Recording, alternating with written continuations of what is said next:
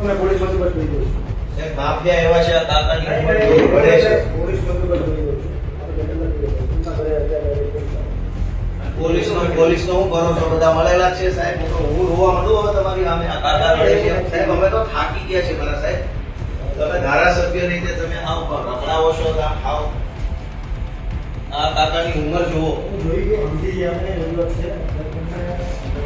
રજૂઆત છે.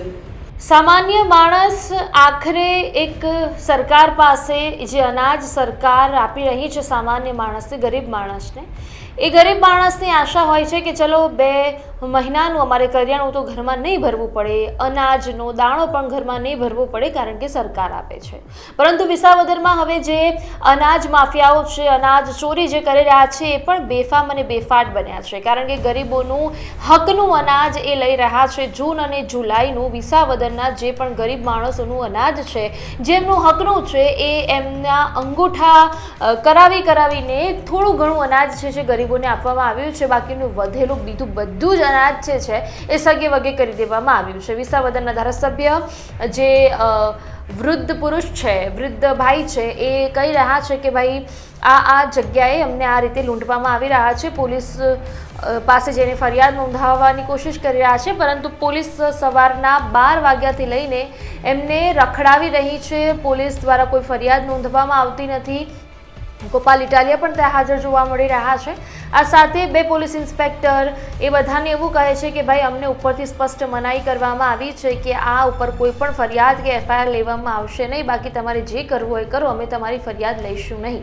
ગરીબોનો કોળિયો છીનવાઈ જાય છે, ગરીબો રોવે છે, છતાં પણ ખબર નથી પડતી કે આ પોલીસને પણ જીવ નથી પડતો અને અધિકારીઓને, કર્મચારીઓને પણ જીવ નથી પડતો. શું કહી રહ્યા છે એ વૃદ્ધ પુરુષ અને ગોપાલ ઇટાલિયા અધિકારી જે કર્મચારી બેઠા છે એમને જુઓ વિડીયો. અમે પોલીસ બંદોબસ્ત લઈ જઈશું. એક માફિયા એવા છે આ કાકાની ઉંમર કેવી પડે છે. પોલીસ બંદોબસ્ત લઈ જઈશું. પોલીસનો હું ભરોસો બધા મળેલા છે સાહેબ. હું રોવા માંડું હવે તમારી સામે. આ કાકા રડે છે સાહેબ. અમે તો થાકી ગયા છે મારા સાહેબ. તમે ધારાસભ્ય રીતે તમે આવ રખડાવો છો આવ. આ કાકાની ઉંમર જુઓ. જોઈ ગયો સમજી ગયા અમે રજૂઆત છે.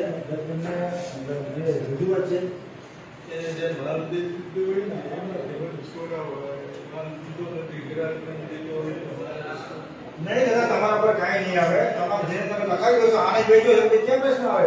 આવા માણસને માફિયા હેરાન કરે છે. એ હેરાન કરે પણ એના પર નહીં આવે. જે નામ લખાવે આને ખોટું કર્યું છે. એમાં જીતુભાઈ કહેતા કે સવાલ જરા છે. હા, બીજા કોણ નામ દો સાહેબ? બે ભાઈ અને માલ શરૂઆતમાં દુકાન દેવરમાં ઓકોભાઈ વ્યાસ ને જીતુભાઈ વ્યાસ, પછી જીતેન્દ્ર મહેતા, ચેતનનો ભાઈ ઓલો હકે જીતુ અરવિંદ ને એવું તો. હા, શું આ કરશો તમે? દુકાનની તપાસ થાય એમાં આ દુકાન આ દુકાન આમાં વેચે છે, આ દુકાન નથી. એ જવાબદાર છે. 82 વર્ષની ઉંમરના કાકાને માફિયાઓ ધમકાવે, બ્લેકમેલિંગ કરે અને કરોડો રૂપિયાનું અનાજ સાહેબ વેચી નાખે.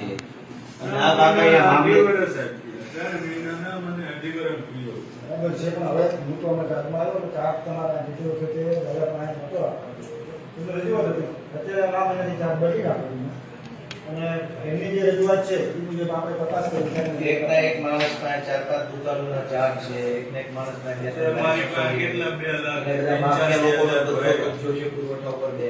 તેલના દાળના 85,000 મારી પાસે ભરાયેલા માલ. અત્યારે તો એ આ મહિનાનો માલ તહેવારનો 1,85,000 મારી પાસે ઓનલાઈન ભરવામાં ચલણથી ભર્યા છે. ચલણ ભરીને માલ ભરાય.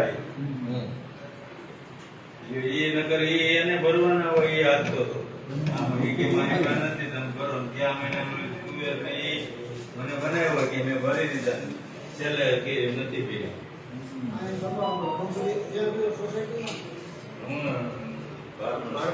બારમા સોસાયટીમાં જે છે ત્યાં. બારમાની સ્કૂલ પર. અને આપણે આ શેના તમે સાહેબ એ વાત નો ખુલાસો કરો કે એમના ઘરે આવીને આઈસ રેટીના સ્કેન કરી ગયા તો તમારી સિસ્ટમમાં શું છે? ત્યાં ગોડાઉન ઉપર કે ત્યાં જ્યાં માલ લેવા ત્યાં આપવાનું ઘરે પોલીસની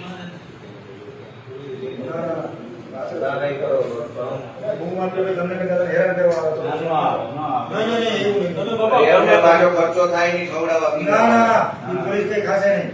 તમને માંગે તો નંબર મારા જેના લઈ લો અને પોલીસ એટલે ઘરમાં ઉભો તો બહાર ઉભા રહો હા. ના ના બહાર આવે એમ નથી.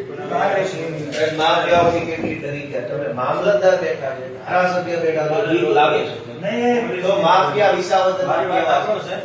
મને એ દબાવી છે ને હું બેન ને તમને ફોન ના ના ના અમારે તો મૂકવો છે. અમે ઘરે હોય, આ ઘરે હશે, કોઈનો હોય, રાત્રે આવે ને દબાવવા આવે તો ના, ના, એ નહીં નહીં એવું નથી કરવું. અમારે તો પોલીસ બંધ કરી દેવું. આવો. બની ગયું. 94 82 42 બધા સ્કૂલની પાસે હા. શેરીનું નામ શું? ત્યાં પાસે જ હતું. આપણી સ્કૂલ ને આ બારનું ખાલી નામ બસ બસ થઈ ગયું, નામ લખી દે. નામ લખો એટલે આમાં નાના સરનામા ન હોય. બસ. નાના ગામમાં સરનામું મૂકવું હા, પડે. તો બસ. બીજું કઈ બાપા કહેવા લાયક હોય તો કયો, કઈ તકલીફ હેરાનગતિ કઈ તમને રંજાડ હોય પૈસા બાબત હોય? પૈસા બાબતની કાંઈ અને મેં આ 1,85,000 મારા ભેગા થઈ છૂટા થાય પછી કરાવી દો. વિતરણ કરાવી દે. વિતરણ હવે જો વિતરણ તો થયું નથી, પૈસા એમ આપણે લાગ્યા છે. જલ્દી કર્યું છે. ઈ જે બોલ્યો ને ઈ તો હવે જે સ્ટેટ પાસ થઈ ને એટલે સુરત ત્રણને હવે જે ઓગસ્ટ મહિનાનું ભર્યું છે. ઈ બધું ઓગસ્ટ મહિનામાં ભર્યું છે પણ હવે એ તમે હુકમ બીજાના નામનો કરીને એનું વેચાઈને મને ઈ પૈસા આપી દે એમ આપી દીધો. આજે એટલે જે ઈને ચલણના પૈસા ભરી દીધો ને એટલે જે અરજી હતી ને એના આધારે કઈ કર્યું ને આવે એને ચલણના પૈસા ભરી આપણે બીજાને નિમણૂક કરી દઈએ તો પછી એના પૈસા આપે કે ના ના, ના, એના દાદાને અત્યારે આમ શાક બધી એની યોજના અરજી આપી દો. એમાં નથી કરી. નહીં, એના નથી. એને પોતાની દુકાન પૂરતો રાખો, બાકી દાદા ત્યાં કહે છે કે પછી મને આપે કે ના ઈ વિચારીને જ મેં કર્યું. દુકાનદારનું પતિ જાય વિતરણ પોતે જાય પછી ચાર છોડા